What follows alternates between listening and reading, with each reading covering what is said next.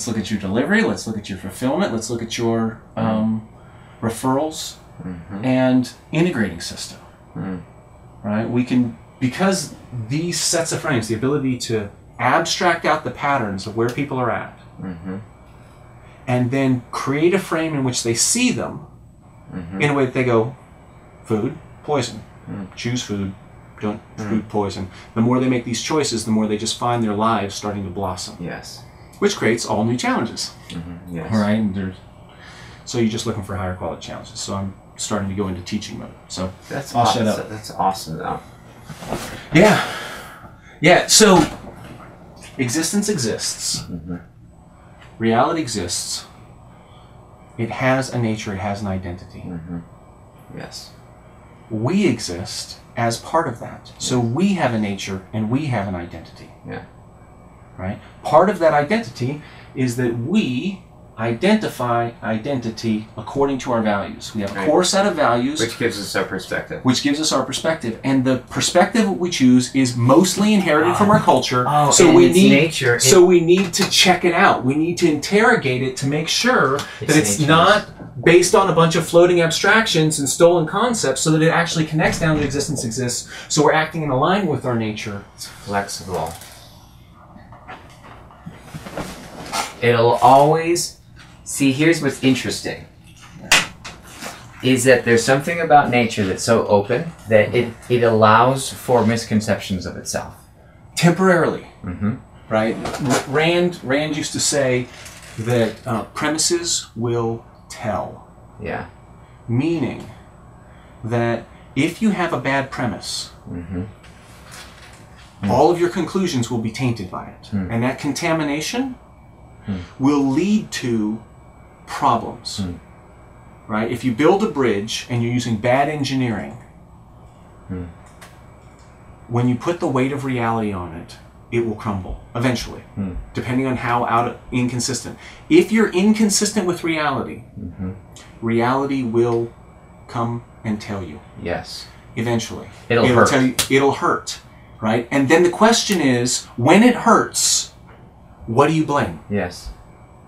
Do you blame your understanding of reality? Right. Or do you say, no, my understanding is correct. There's something else that's wrong, so right? you test and it'll give you an answer. Right? And this is, like, if you think about leeching, in medicine, we used to think that the way to heal someone who is sick was to cut them and put leeches on the wound so that the leech would clear out the toxins. And we did that for centuries. Because we had a frame that was looking for evidence, and we found things that were consistent with it. And when it didn't work, when the person died, we said we didn't have enough leeches. We didn't do enough cuts. We didn't feed them the arsenic before we did the leaching. Right? Because they weren't really looking at the evidence, saying, really, let's look at the actual evidence and question it. Once we've got the leeches, we know that the leeches are right. Why do we know this? Because the great teachers have told us this. Yeah. We don't question them, right?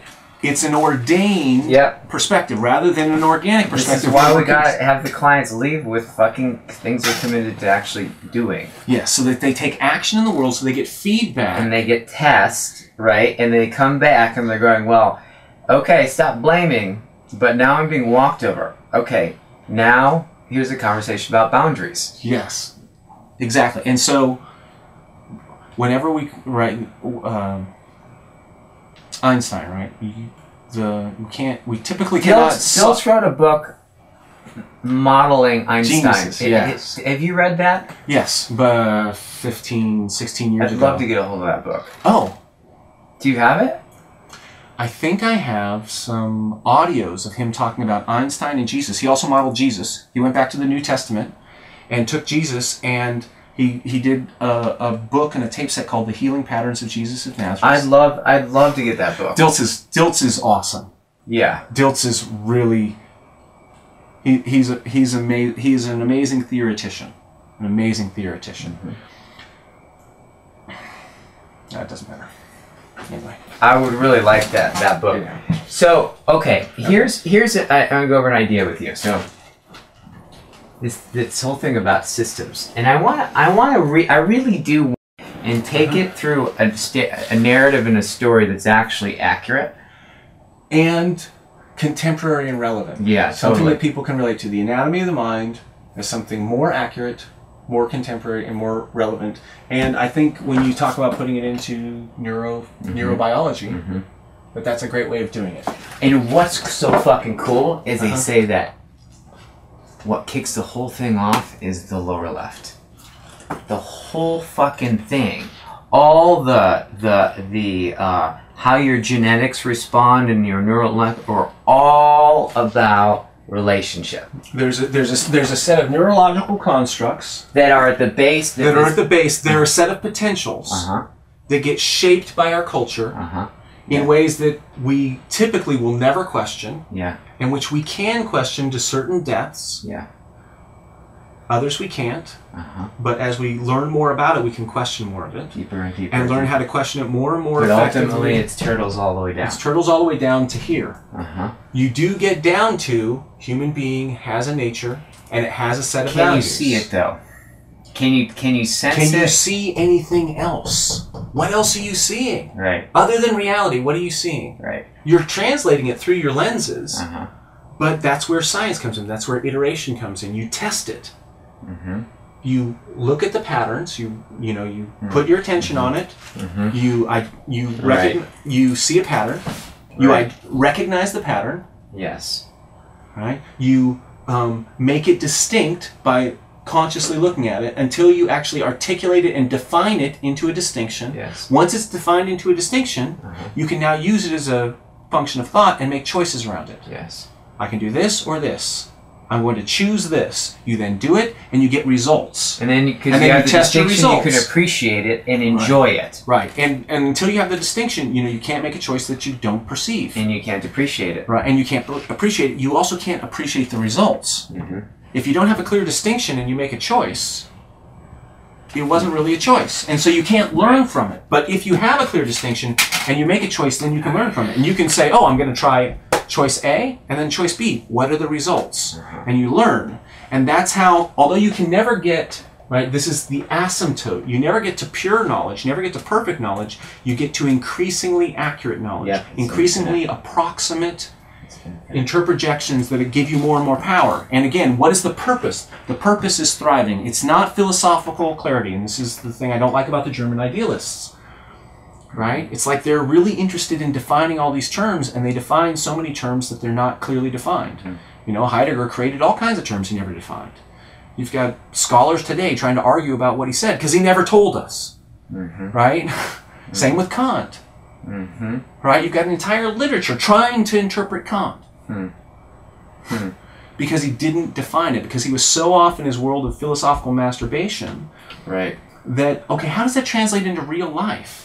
It doesn't. And you've got to bring it down into real life so that you can get the feedback and make your models better, Right. Which is what, anyway, that's why I do thriving, because thriving is the summary of this. It's purpose, pleasure, prosperity, pleasure, purpose for yourself, others, and the environment, today, tomorrow, and in the eternal now.